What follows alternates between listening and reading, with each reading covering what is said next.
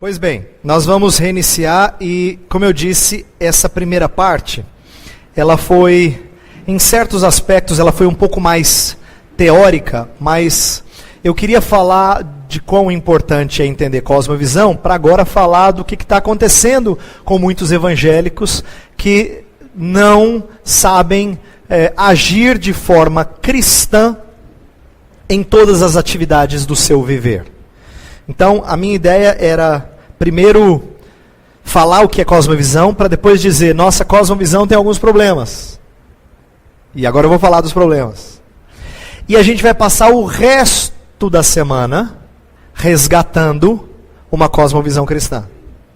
Eu só vou falar dos problemas mais hoje. Embora eu vou pincelar aspectos no decorrer da semana, mas eu falo da bomba hoje e depois a gente tenta reconstruir de terça a sexta. Porque é mais difícil reconstruir do que destruir. Né? Estragar as coisas é mais fácil do que restaurá-las. Então, a gente vai tratar de um problema comum no meio evangélico hoje. E depois a gente vai passar o resto da semana tentando reconstruir ou reavaliar os fundamentos da nossa vida. Aí a gente vai falar do tema-chave que foi o pedido do pastor Clayton que falássemos para a escola, né, e para os convidados, que é falar de criação, queda, redenção e consumação. Aí a gente vai ver como esses pilares da nossa fé afetam a maneira como a gente vive. Tá? Essa é a minha ideia no decorrer da semana. Então vamos tentar falar por que precisamos resgatar uma cosmovisão cristã. Eu quero tratar então da dicotomia moderna. Eu vou tentar trabalhar com vocês o fato de, infelizmente, muitos cristãos não percebem que estão compartimentalizando as suas vidas. Eles têm dificuldade de entender como a sua fé deve influenciar o resto do seu viver. Alguns de vocês estão falando, eu sei, eu já ouvi essa pregação. Talvez você não tenha ouvido essa. Por quê? Porque infelizmente isso não é tão comum de se ouvir por aí. Eu vou tentar mostrar para vocês que não é tão comum. Mas nós temos falhado em entender como fé cristã não é só a verdade de Deus para a área espiritual da nossa vida. Ela é a verdade de Deus para todas as áreas da nossa vida. E a gente precisa aprender a resgatar isso a fim de vivermos de forma coerente com aquilo que a gente professa, com aquilo que a gente diz crer. Mas, infelizmente, essa não é a realidade. A coerência não é a realidade da maioria dos evangélicos no Brasil e no mundo. Existe uma dicotomia moderna, isto é, dos tempos modernos, entre o sagrado e o secular. E eu vou tentar explicar algumas das implicações dessa dicotomia e mostrar por que ela é problemática.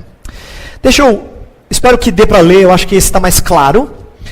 O antídoto para o dualismo, e eu coloquei entre parênteses falso. Por quê? Porque muita gente fala assim, pastor, eu já ouvi essa história de sagrado e secular. Tem igreja que é só lá, 4 paredes, adorando a Deus, levantando as mãos, e eles não participam na vida da sociedade. Eles precisam fazer alguma coisa na sociedade, né? E aí eles propõem algo, e essa citação que eu tirei desse livro, chamado A Visão Transformadora, é muito interessante. Olha só o que os autores dizem. Quando as pessoas começam a sentir as limitações de tal dualismo, sagrado, secular, elas dizem que o evangelho deve ser tornado relevante para o restante da sociedade. Você já ouviu essa frase? Eu ensino em algumas escolas, e de vez em quando eu pergunto assim, escolas teológicas, de vez em quando eu pergunto para esses que vão ser pastores ou líderes na igreja, então pode ser que valha para você também. O que você gostaria para o seu ministério? E muitos deles respondem assim, eu gostaria de ajudar a igreja a ser relevante na sociedade. Essa é uma resposta muito comum hoje em dia. As pessoas dizem às vezes estar cansadas de igrejas que não são relevantes. Então eles querem que a igreja se torne relevante. Aí esses autores falam assim, olha, as pessoas propõem que o evangelho seja tornado relevante para o restante da sociedade. Mas o que sempre querem dizer é que uma instituição, a igreja, deve se tornar relevante para as outras instituições culturais. A família, a escola, o Estado e assim por diante. O dualismo permanece. ainda temos duas instituições separadas, as quais devem, de alguma maneira, ser relacionadas. A vida ainda está fragmentada. O que eles querem dizer é o seguinte: quando a gente fala de tornar a igreja relevante, muitas vezes a gente ainda divide o mundo de tal forma a gente ter a vida da igreja e a vida que a gente vive secular. Então, quando as pessoas perguntam assim, o que você faz? Qual é o seu trabalho? Normalmente você vai responder, na igreja eu sou ministro de louvor, mas o meu trabalho secular é... 3 pontinhos, né? Porque o que você faz na igreja é uma coisa, o que você faz fora da igreja é outra. E nós, às vezes, nos definimos de acordo com aquilo que a gente faz. Isso é tão importante, se eu perguntasse para você assim, você é o quê? Olha a pergunta. Você é o quê? Você diz assim, eu sou um... Aí você fala a sua profissão. E se você não tivesse essa profissão, você seria uma pessoa diferente? Olha como profissão é um negócio tão forte na nossa cultura, né?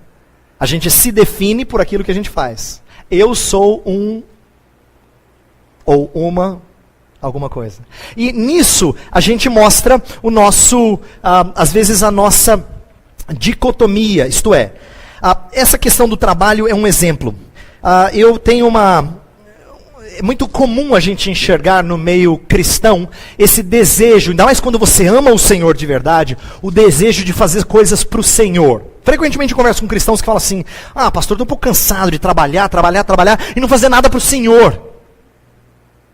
O que as pessoas estão dizendo é, eu queria trabalhar na obra, na igreja, mas trabalhar na empresa não é assim trabalhar para o Senhor.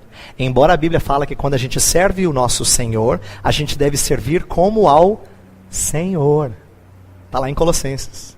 Servir ao Senhor, patrão, como o Senhor, nosso Deus. Então, a Bíblia relaciona a nossa fé ao nosso trabalho, mas nós ainda não estamos muito acostumados a isso. Tanto é que, frequentemente, nós ouvimos cristãos que querem serem zelosos para com o Senhor, fazendo um trabalho que seja evangélico. Isso é comum desde a época da Reforma, pelo menos. Por quê? Havia essa dicotomia em tempos medievais. A Idade Média passou a descrever o que o monge fazia como superior ao que os outros faziam. Então, quando alguém deixava o seu trabalho de ferreiro ou de marceneiro e ele ia ser um monge, ele entrava num status especial de trabalho. Agora ele é um sacerdote. O que a Reforma Protestante tentou fazer? Foi quebrar essa série de castas sociais. Tanto é que ela levantou uma doutrina importante para os evangélicos que muitos nem sabem e nem tomam consciência dela, que é chamada sacerdócio universal dos crentes. O que é essa crença, essa doutrina, essa fé? É de que todos que são chamados pelo nome de Cristo são sacerdócio real, nação santa, povo de propriedade exclusiva de Deus. O que isso significa? De que não deve haver separações, mas a gente ainda preserva elas. Porque muitos crentes têm a impressão assim de que eles vão servir melhor ao Senhor se eles forem missionários, ou pastores, ou alguma coisa na igreja o tempo todo. Tem a história famosa de um sapateiro que se converteu a Cristo e foi falar com Martinho Lutero, o reformador. Ele chegou para Lutero e falou assim, eu quero servir o Senhor, Lutero, o que eu faço agora? E talvez estivesse esperando alguma coisa do tipo assim, seja um missionário. E Lutero fala assim, faça um bom sapato e venda por um preço justo. Nós não estamos acostumados a pensar que isso é servir o Senhor. Porque nós fomos treinados a pensar que a gente trabalha de segunda a sexta, e aí quando chega no final do dia, na sexta-feira, você fala assim, ufa! Porque agora você vai curtir o final de semana. Sua vida é dividida em sufoco de trabalho e a diversão do sábado ou do domingo. O mundo pensa assim. Você não devia pensar assim. Porque, de novo, você segmenta, você compartimentaliza a sua vida. Você não consegue associar com tanta facilidade o que você crê, o que o pastor prega no domingo, o que você prega no domingo, o que você canta no domingo, com aquilo que você faz na segunda, terça, quarta, quinta, sexta. Essas coisas não parecem tão conexas. Talvez você diga assim, não, pastor, eu já ouvi essa palavra aí, eu entendo esse negócio de sagrado e secular. Mas eu acho que ela é mais difícil de entender do que o comum. Por quê? Porque nós não estamos acostumados a pensar na ideia de ser um médico, ou ser um fazendeiro, ou um homem de negócio cristão. Isto é, de fazer as nossas atividades diárias como cristão. Se alguém fala assim, olha, se eu falasse assim, use a sua profissão para o Senhor, você logo pensa, então eu vou usar a medicina para fazer aquele trabalho missionário bonito que tem lá no interior de... Você só consegue pensar em usar o que você faz para o Senhor se está na obra. Se não está na obra, não parece ser para o Senhor. Se não é para o Senhor, é para quem, eu pergunto? Então, essa dicotomia, ela é muito real. Se eu falasse assim, seja um homem de negócios que é cristão, ele vai começar a pensar. E a maioria das pessoas entende que isso significa ter alguns princípios cristãos. Então, olha só, não sabemos o que é fazer nossas tarefas diárias como cristãos. Usar a sua profissão para o Senhor significa ser médico no campo missionário, antes do que oferecer uma alternativa cristã de medicina. Essa última parte da frase é uma coisa esquisitíssima para a maioria dos crentes, porque ninguém parou para pensar nisso. O que significa fazer medicina de um ponto de vista cristão? E de repente não sucumbir às tentações e tendências da medicina moderna. Não se para pensar muito nessas coisas. Ou, um comércio cristão é um comércio honesto antes do que ter visão cristã de propósito e lucros. Se eu falo assim, você tem o seu próprio comércio? Sim. Você é cristão no trabalho? Claro, pastor. Ô pastor, você não desconfia não. A gente tem lá nossos momentos de leitura da Bíblia, a gente tem um momento de oração na hora do almoço, a gente faz as coisas direitinho, honesto, paga os impostos. E tudo isso é bom, não é reprovável. Mas talvez ele não entenda um propósito cristão para o seu trabalho. Será que ele pensa em como ele usa os seus funcionários? Será que ele pensa na maneira como lucra de tal forma que honra o Senhor? Essas coisas não são tão comuns na mente até dos crentes. Por quê? Porque eles estão acostumados a pensar de maneira segmentada. A fé é acrescentada à vocação antes do que transformadora da vocação. Aqui eu estou usando a palavra vocação no sentido de profissão, aquilo que você faz, se sente chamado a fazer. Muita gente que é cristão também faz alguma coisa. Aí você acopla fé cristã com a sua profissão, que nem duas peças de Lego. Mas dá para desconectar, entendeu? Você conecta, mas uma não transforma a outra. São só duas peças plugadas. Para gente, muitos de nós, a nossa fé, ela tem sido como essa pecinha de Lego, que a gente acha que está fazendo o trabalho dela porque ela está plugada no trabalho. Mas ela não tem transformado o nosso trabalho. Essa ideia de cultura, deixa eu falar um pouco de cultura como sendo secular. Os cristãos se veem impedidos de fazer cultura, embora sejam eles essencialmente seres culturais, cultivadores. Pelo fato da maioria de nós vir de contextos evangélicos que proíbem certas práticas, a gente foi acostumado a identificar cultura com mundanismo. A maioria de nós pensa assim. A gente acha que expressão de cultura, por natureza, é mundana. Então assim, cuidado com a cultura. Mas, na verdade, todo mundo que faz alguma coisa cultiva, e quem cultiva produz cultura. Todo ser humano é cultural. Todo ser humano faz certas coisas de um certo jeito porque ele age em conformidade com a atividade que ele aprendeu com a família, costumes que ele aprendeu com a sua região. Ele é um ser cultural, mas a gente tem dificuldade de entender isso. Consequentemente, o que acontece com os cristãos? Por eles terem uma aversão à cultura, eles são mais seguidores de cultura antes do que formadores de cultura. E essa é uma afirmação séria que eu estou fazendo. Por quê? Porque mostra que a maioria de nós não consegue pensar em cristãos que foram desbravadores em uma determinada área. A gente até consegue pensar num cristão que está se esforçando por fazer alguma coisa naquela área, mas não que foi singular e marcou presença e fez algo inovador numa determinada área artística ou profissional ou de pesquisa. A gente não está acostumado a pensar em cristãos na vanguarda. O que a gente enxerga mais vezes é cristãos seguindo a moda. Isto é, ao invés de formadores de cultura, são seguidores de cultura. Tanto é que o cristão, para não perder gente que vem à igreja, ele faz uma versão evangélica de tudo que tem aí fora. Ele só bota o rótulo gospel. Né? Aí ele faz a boate gospel, ele tem os skatistas de Cristo, ele tem... Entendeu? E assim, é errado, pastor, andar de skate para Cristo? Não é isso que eu estou falando. Eu estou colocando que, ao invés de criar coisas, tudo que a gente consegue fazer, porque a gente não foi treinado a criar coisas, é seguir o parâmetro e os ditames da nossa cultura. Aí a gente só tenta se proteger daquilo que é mundano e faz uma versão cristã. Por quê? Porque cultura, para a maioria de nós, é sinônimo de pecaminoso.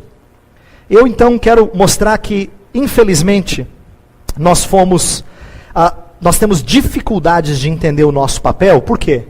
Nós fomos enredados a acreditar na separação entre esfera pública e esfera privada. O que eu quero dizer com isso? Nós, hoje, cristãos, sabemos que a gente tem que honrar o Senhor, mas a gente não tem muita ideia de como fazê-lo fora das quatro paredes.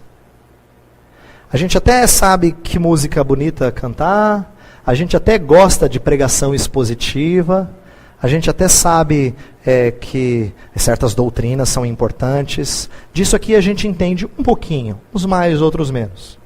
Mas a gente não está meio perdido quanto a como proceder lá fora. Como fazer o papel de mãe, como fazer o papel de profissional, como fazer o papel de estudante, de forma coerente. Por quê? Porque fé cristã ficou trancafiada na esfera privada. Em outras palavras, se você vai fazer alguma coisa profissionalmente, haja como profissional. Você traz a fé para dentro da sua profissão, alguém vai falar assim, religião à parte. Como essa ditadura já vem de um certo tempo, e eu vou mostrar como, nós acabamos acreditando nela. Nós acabamos vivendo em conformidade com esse tipo de postura. Então eu quero mostrar essa dicotomia que isola a nossa fé do debate público. Olha só, a Nancy Pearcey, nesse livro aqui, esse é um livro muito bom, que eu gostaria de mencionar, chama Verdade Absoluta. Ela argumenta bastante sobre essa divisão entre o sagrado e o secular, como isso trancafiou a fé na esfera particular. Olha só, o livro tem como interesse libertar o cristianismo de seu cativeiro cultural e convencer os evangélicos de que o cristianismo não é só verdade religiosa, mas verdade total, isto é, sobre todas as áreas da vida. Aquilo que eu estava falando antes. Por que isso é importante? Olha lá, agora o problema de cosmovisão que eu estava falando. Precisamos de uma perspectiva holística consistente. Holística é completa, do todo. O cristianismo tem princípios bíblicos que se aplicam a cada área de atuação, mas nem sempre isso é percebido. Por exemplo, o jovem que vai para a universidade. Olha só, quando o cristianismo fica restrito à esfera privada, o jovem tem dificuldade de manter sua fé no ambiente acadêmico da universidade. Isso acontece com muitos jovens.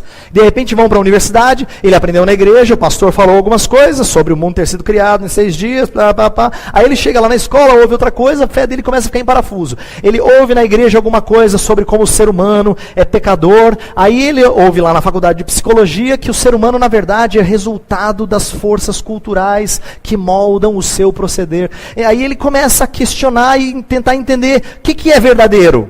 Alguns entram em parafuso. Mas não é esses que mais me preocupam. É triste ver isso. Mas os que mais me preocupam é o segundo grupo. é aqueles que não enxergam inúmeras inconsistências entre a academia e a sua fé e acabam dicotomizando a sua vida. Isto é, eles não têm problema nenhum em fazer certas coisas segundo os ditames da sua profissão e ser um cristão na igreja. Ele vive uma esquizofrenia. Tem hora que ele age de um jeito, tem hora que ele age de outro. E ele não analisa o que faz conforme o que crê.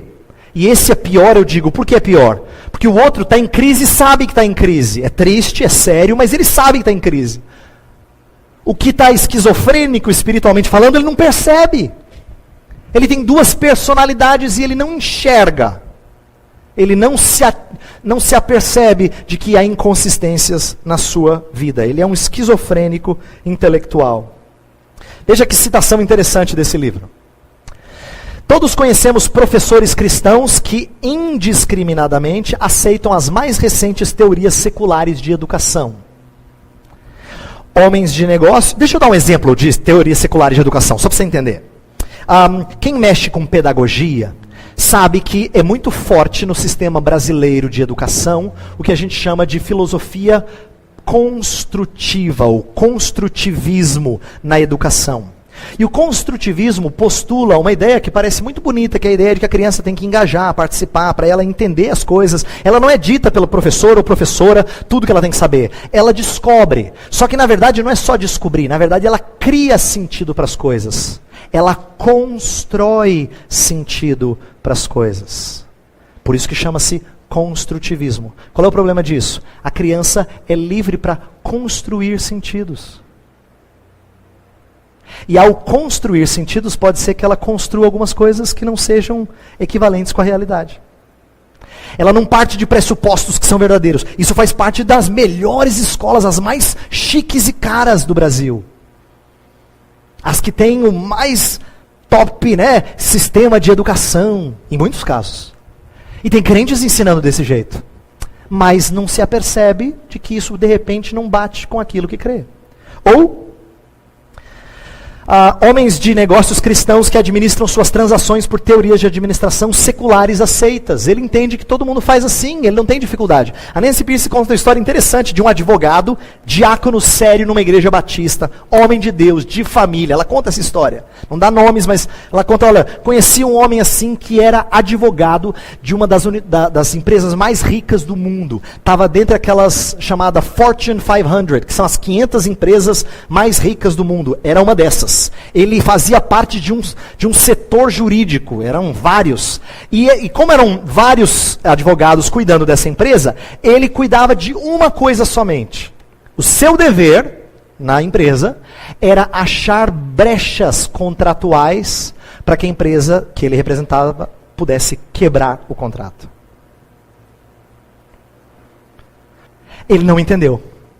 Um dia alguém teve que mostrar para ele que cristão é aquele que, por natureza, sua palavra é sim, sim, não, não. Que ele é coerente nas suas promessas.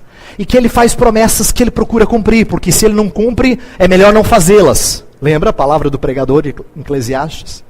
Quando essas coisas foram mostradas para ele, ele entrou em crise. Porque ele era um diácono tão sério, um homem de Deus, servo. Mas ele não percebeu que o trabalho dele não batia. Mas ninguém podia dizer que ele fazia uma coisa ilegal. Era legal. Mas você sabe que não era legal. Ou, veja só, ministérios cristãos que espelham as técnicas de marketing do mundo comercial. Não é verdade que hoje muitos ministérios têm, glamour, sucesso, paradas, luzes, estrelas? Na verdade, você tem toda uma gama nova de marqueteiros preocupados em atrair evangélicos, estudando o que agrada evangélicos, para oferecer em moldes evangélicos o seu produto. Por quê? Porque os próprios evangélicos têm usado de ferramentas assim. Os próprios evangélicos têm usado sem perceber a inconsistência de certas coisas. Ou famílias cristãs em que os adolescentes assistem aos mesmos filmes e ouvem as mesmas músicas que os amigos não crentes. Presta atenção na frase final dela. Ainda que sinceros, eles absorvem por osmose as opiniões sobre quase tudo da cultura circundante. Todos esses Eles são sinceros, eles são crentes. Eles só não percebem que eles estão absorvendo meio que por osmose a maneira de pensar e de agir e de se divertir, que é igual dos padrões não cristãos. Agora, eu estou tentando citar exemplos de coisas que não são abertamente antibíblicas. É muito fácil falar assim, meus irmãos, crente que é crente não, dorme com a mulher do outro. Eu estaria falando uma coisa correta. Mas a maioria das pessoas sabe disso. Até quem não é crente sabe disso. Mas quando a gente fala sobre trabalhar de forma legal, mas que não é legal, já não é tão perceptível. Entendeu? Quando a gente fala de ensinar segundo as melhores teorias educativas do mercado, mas que de repente conflitam com a maneira da Bíblia de escrever a verdade, então não é tão fácil de perceber. Quando a gente fala de usar de estratégias de marketing apenas para trazer as pessoas para a igreja, para conhecerem a Jesus, olha só que piedoso, não soa tão ruim assim. Eu estou falando de coisas que não são tão perceptíveis a todo evangélico. Por isso que, indiscriminadamente, as aceitam. Essa aqui é uma que pega muita gente. O que é ser crente fora da igreja? Gosto de sermão, pastor. Prega mesmo. Fala para os crentes. Porque esses crentes que ficam aí só de domingo, são tudo domingueiro. Eles precisam aprender a ser crente de segunda a sábado. Esse tipo de sermão, muitas vezes já foi pregado. O que eu não ouço com frequência é isso aqui, ó. Ouvimos que precisamos ser crentes fora da igreja, de segunda a sábado. Porém, achamos que ser cristão no trabalho é termos uma ética individual condizente com nossa fé. Isto é, eu não minto dizendo que o patrão não está. Eu levo isso bem a sério, viu, pastor? Que bom, minha irmã. Que bom. Um comportamento pessoal exemplar sem qualquer pecado hediondo. Ninguém nunca pode falar que eu desrespeitei um funcionário meu, um subordinado meu lá no setor. Que bom, meu irmão. Injetar atividades religiosas no ambiente de trabalho. Na segunda-feira eu faço estudo bíblico lá com os funcionários. Ou a gente tem uma reunião de oração, ou eu tenho entregado Bíblia e folheto lá, pastor.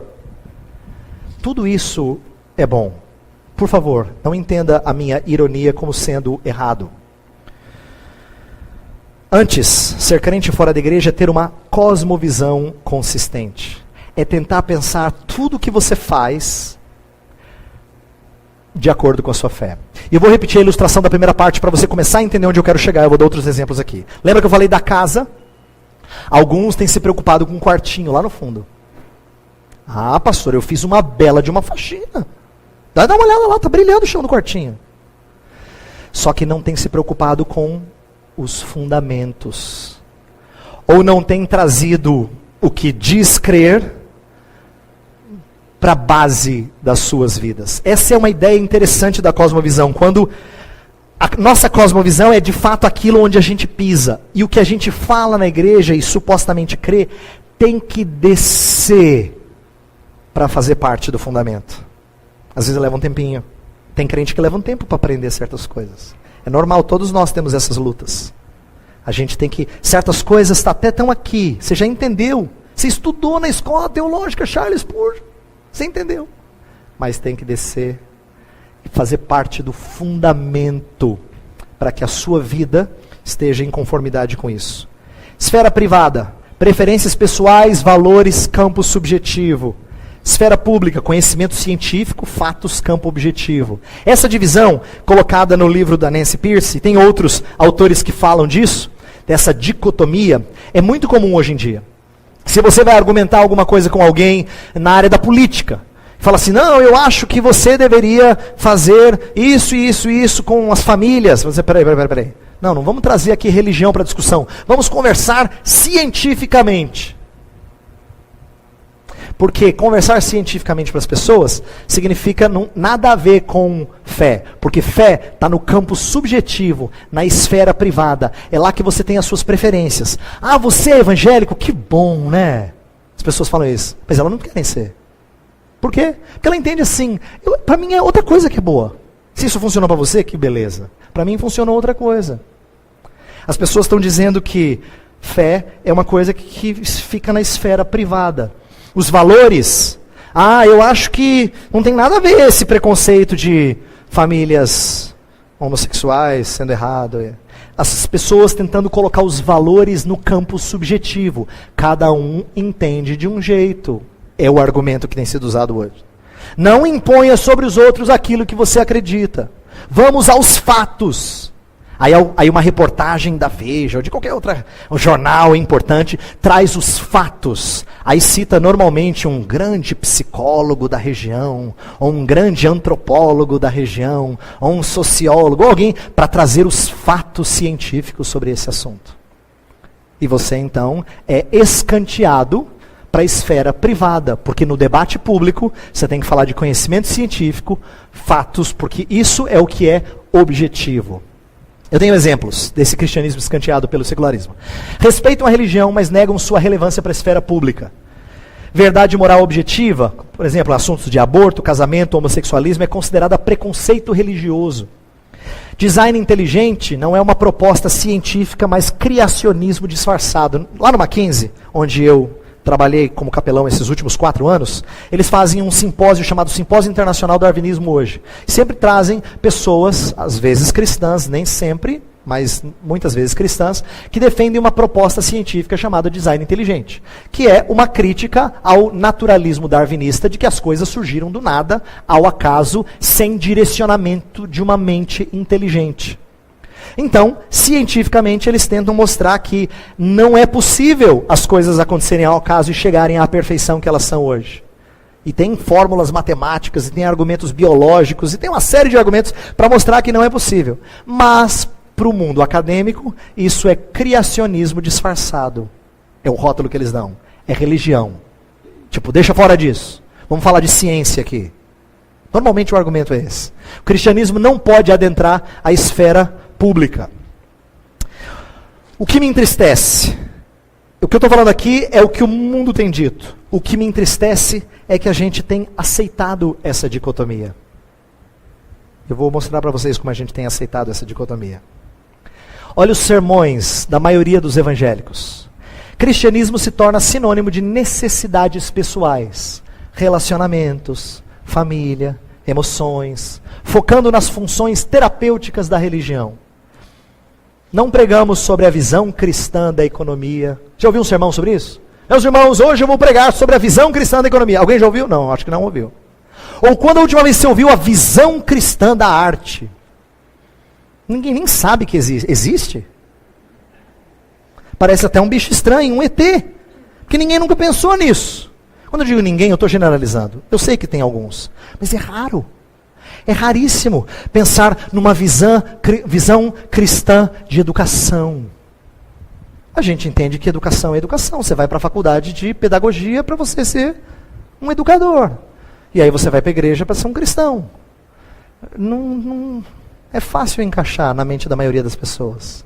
Por quê? Porque os sermões normalmente estão ligados à vida privada, aos relacionamentos. Nesse livro eu estava lendo recentemente um pedacinho que eu não tinha lido, em que ele fala assim, essa foco em coisas tão privadas e tão particulares do sentimentalismo, da religiosidade, tem feito com que muitas igrejas estejam repletas de mulheres e poucos homens. Estranho isso, né? Mas por quê? Porque muitas vezes o foco das coisas, como elas são pregadas, não apelam para a vida como um todo, parece que apelam para coisas que muitas vezes interessam mulheres. Não é porque quem escreve esse livro é uma mulher, e ela fala assim, não é porque as mulheres são mais crentes. Então ela está dizendo uma coisa que ela pode dizer. Se eu dissesse, vocês vão dizer, pastor, isso é machista.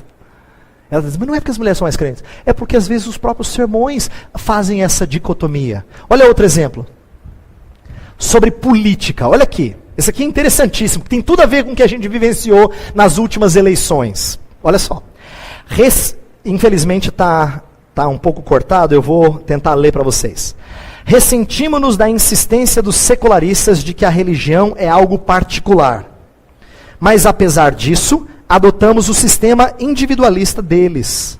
Podemos ver prontamente como a nossa fé nos dá algo a dizer a respeito de certas questões morais, como o aborto e o casamento. Mas temos dificuldade para ver a importância de nossa fé para um plano de desenvolvimento urbano, Quer ver? Eu tenho essa citação aqui, eu vou... Aqui, ó. Um plano de desenvolvimento urbano, ou estratégia de impostos, ou política internacional. O que esse autor chama Ray Pennings. Eu estava lendo um livro que tem pela editora Fiel, falando desse engajamento do cristão na área da política. Eu fiquei surpreso com essa citação. Ele falou assim, crente, quando ele pensa em política, em votar numa pessoa séria, ele pensa em quê? Ele pensa em questões individualistas, em questões morais. Se é a favor ou contra aborto, se é a favor de casamento homossexual ou não. Essas coisas são boas e sãs, não é errado. Só que só se pensa no aspecto individual. Quando é que alguém pensou assim, será que o plano de política internacional desse político combina com a cosmovisão cristã? Será que a maneira como ele pensa em estratégias de impostos ou de planejamento de crescimento urbano, será que reflete princípios cristãos? Parece que eu estou falando numa língua estrangeira. Ninguém nem sabe o que é isso. Você nunca parou para pensar nisso. Eu também, muito pouco. Mas eu estou tentando mostrar para você que nós estamos acostumados a entender que em certas áreas da vida que parece que a fé não influencia. A gente aceitou isso. Porque a gente não sabe nem dizer o que é ser cristão em algumas coisas. A mentira do iluminismo. Essa ideia, essa dicotomia pode ser traçada pelo menos desde o iluminismo de uma forma criar o secular. O secular é considerado imparcial e racional, diferente das opiniões religiosas e por isso apropriada para a esfera pública. O secular é resultado da autonomia de toda autoridade externa a fim de descobrir a verdade somente pela razão. O que o iluminismo fez foi despojar de toda autoridade, inclusive religiosa. O iluminismo foi aquele período, principalmente no século XVIII, né, que acabou influenciando países europeus e depois todo o mundo, em que as pessoas não queriam estar mais sujeitas à autoridade eclesiástica, de um padre ou até da Bíblia Sagrada. Elas entendiam que tudo tinha que ser filtrado pela razão. A autoridade suprema das coisas era a razão. Então, tudo que a razão produzia era o considerado secular. É resultado dessa autonomia de toda a autoridade para descobrir a verdade pela razão.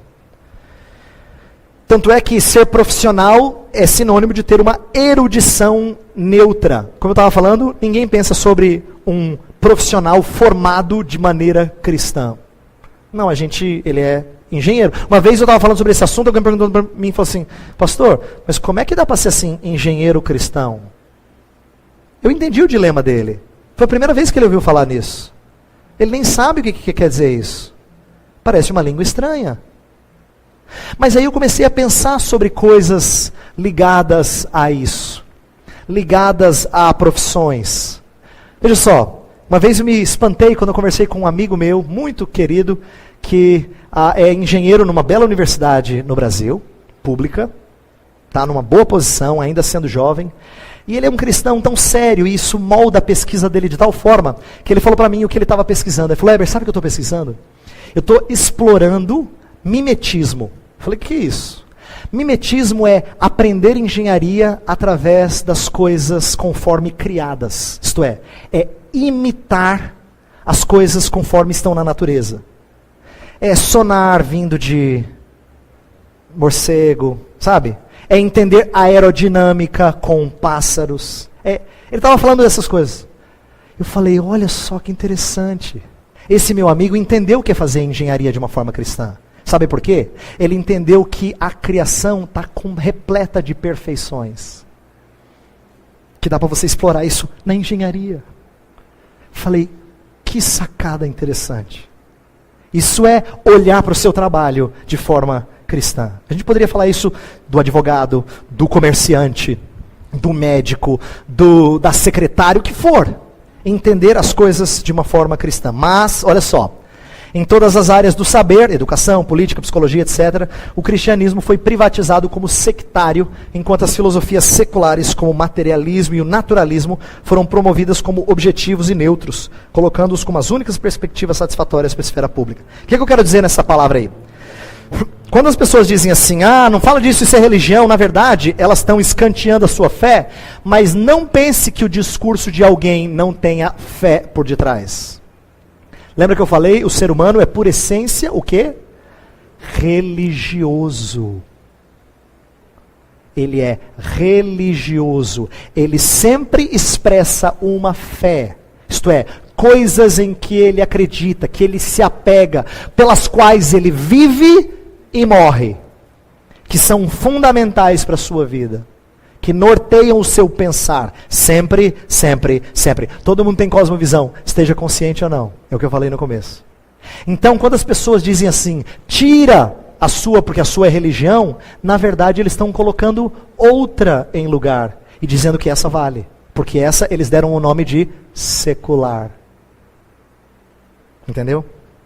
O que aconteceu num continente, como o continente europeu, que já foi, na sua maioria, cristão, foi passar a entender as coisas de tal forma secularizada, que hoje a Europa é difícil encontrar vestígios de cristianismo saudável. Porque ela já é, num certo sentido, pós-cristã, é o que muitos dizem. Porque ela deixou a cosmovisão cristã para muitas coisas. Tem abandonado e aceitado aquilo que é secular. Aquilo que eu falei antes, o ser humano por natureza religioso, e tudo que ele faz tem religião por detrás. Eu quero dar um exemplo disso que eu coloquei aqui. Porque, de repente, você que é mais jovem, fala assim, pastor, eu trabalho na área de saúde, eu sou bióloga, eu sou nutricionista, não importa. Tudo que você faz, até na área da pesquisa, tem a influência da cosmovisão. Olha só, até na prática científica, supostamente objetiva, as experiências, as pressuposições teóricas, as ambições e os interesses socioeconômicos influenciam o empenho científico. Tudo que você acredita, ou que você experimentou, ou aquilo que você tem ambição por algo, ou seus interesses socioeconômicos, tudo isso influencia. Eu fiquei surpreso ao descobrir que aquele filme lá do Al Gore, sobre cuidar do mundo, como é que é o nome daquele documentário? Isso, uma verdade... Isso, conveniente. Uma verdade inconveniente. Ela é contestada pela maioria dos cientistas nessa área de meio ambiente. E alguns defendem que essa propaganda foi feita por causa de alguns interesses religiosos e socioeconômicos. Você fala, mas espera aí, mas não tem um monte de cientista no documentário? Sempre tem. O ponto é dizer, em qualquer área, até numa área que você entenderia assim, puxa, não tem nada a ver, tipo meio ambiente, tem. Cosmovisão influencia a maneira como as pessoas fazem pesquisa. Tanto é que você pode fazer uma pesquisa e chegar a uma conclusão de que pais do mesmo sexo podem educar filhos sem traumas nenhum. É possível alguém fazer uma pesquisa e chegar nessa conclusão. E você fala, pô, mas será que isso é verdade? E agora, e a Bíblia? Mas o engano nosso é pensar que a pesquisa é neutra, porque ela é científica. Engano nosso. Toda pesquisa é guiada por pressupostos, por hipóteses, por ambições, por coisas que a gente acredita. Eu estou tentando mostrar para vocês que cosmovisão norteia tudo que a gente faz. E é por isso que a gente nunca é neutro no que a gente faz. Eu quero terminar dizendo o seguinte. Nós precisamos recuperar o nosso lugar no debate público. Isto é, nós precisamos aprender a quebrar com essa dicotomia entre o público e o particular na nossa própria mente evangélica. Né? Você já ouviu essa frase antes? No mundo, mas não do mundo. Pois eu queria falar dela com um pouco mais de profundidade. Quando você dicotomiza a sua vida, você está sendo igualzinho ao mundo. E quando você permite que a sua fé não afete muito, para não dizer nada, muito o que você faz de segunda a sexta, se a sua fé não influencia a maneira como você educa os seus filhos, o que você deixa eles assistirem, ouvirem, aquilo que eles fazem, como eles são educados, então você está sendo do mundo. O que eu gostaria de fazer nos próximos 4 dias?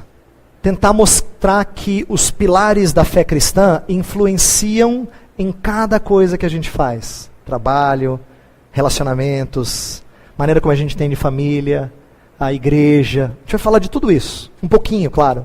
mas de como a nossa cosmovisão precisa estar de acordo com os parâmetros bíblicos. Eu quero terminar com essa ilustração que eu achei muito interessante. Alguns de nós são crentes que nem imigrantes.